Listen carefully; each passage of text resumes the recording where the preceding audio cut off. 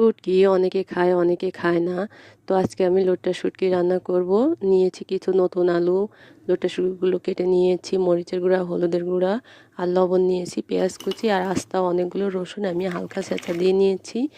আর এই যে শুটকিগুলো আমি একদম ফুটন্ত পানিতে দিয়ে দিলাম, দিয়ে 5-6 মিনিট আমি ফুটিয়ে নিয়েছি। একটু নরম হয়ে গেলে, মানে মোটামুটি ভালোই নরম হয়েছে, তারপরে আমি যে ঢেলে ধুয়ে নিচ্ছি ভালো করে পরিষ্কার করে হাত দিয়ে ডলে।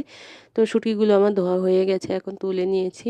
এখন আমি একটা কড়াইতে তেল দিয়ে গরম করে নিয়েছি, তারপরে শুটকিগুলো আমি হালকা ভেজে নেব। এভাবে করলে হয় কি, যে শুটকিটা আমি যে গরম পানিতে সিদ্ধ করলাম, যে হালকা পানিটা এটা এখান থেকে টানিয়ে নেব। হালকা তেল দিয়েছি, মোটামুটি একটু তেল দিয়ে একটু ভাজা দিয়ে নেব, তাহলে শুটকিটার ঘ্রাণ ভালো আসে। আমার কাছে মনে হয় যে একটা ঘ্রাণ ছড়ায় যখন, তখন আর কি, মানে শুটকিটার স্বাদ ভালো আসে। তো এভাবে করে আমি রান্না করি। অনেকে অনেকভাবে রান্না করে, আমি অনেক মশলা দিই না, কিন্তু রান্নাটা একটু মানে ভালো করে করার চেষ্টা করি। সবাই ভালো করে রান্না করার চেষ্টা করে, যারা রান্না করে তো তারা সবসময় চেষ্টা করে যে অন্যরা যাতে রান্নাটার প্রশংসা করে। তো আমি যে তেল দিয়ে পেঁয়াজ আর রসুনগুলো দিয়ে একটু ভাজা দিয়ে নিয়েছি, একটু হলুদ কালার এসেছে, তখন আমি বাকি যে মরিচের গুঁড়া আর হলুদের গুঁড়া দিয়ে লবণ দিয়ে নিয়েছি। নিয়ে একটু নাড়াচাড়া দিয়ে তেলের উপর তারপর কিছুটা পানি দিয়ে দিয়েছি। এখন মশলাটা আমি কষিয়ে নেব। মশলাটা কষানো হলে, পানিটা টেনে গেলে তখন আমি শুটকিগুলো দিয়ে দেব। তো শুটকি দিয়ে দিয়েছি। তো আমি এভাবেই রান্না করি, এই যে একটু কষিয়ে টষিয়ে ভালোভাবে কষালে তরকারিটার স্বাদ ভালো আসে। তো আমি যে ভালো করে কষিয়ে নিচ্ছি, তো মাঝখানে আমি কিছু শুকনো মরিচ ফেড়ে দিয়ে দিয়েছি, মরিচের বিচিগুলো ফেলে দিয়েছি।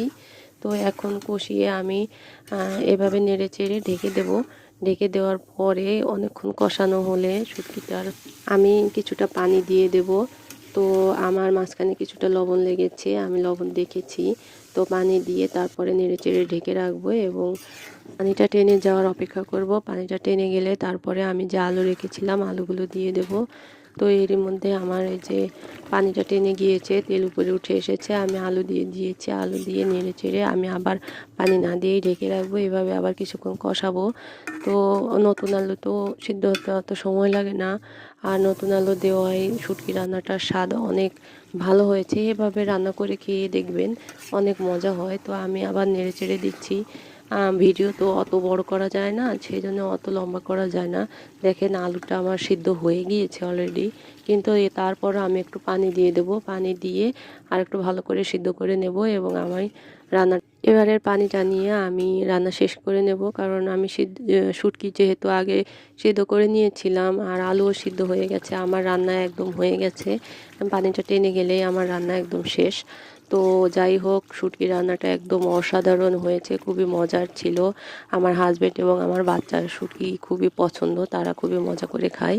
তো এই রান্নাটা তারা খুবই মজা করে খেয়েছে, একটু ঝাল ঝাল হয়েছে। ধন্যবাদ সবাইকে, ভালো থাকবেন।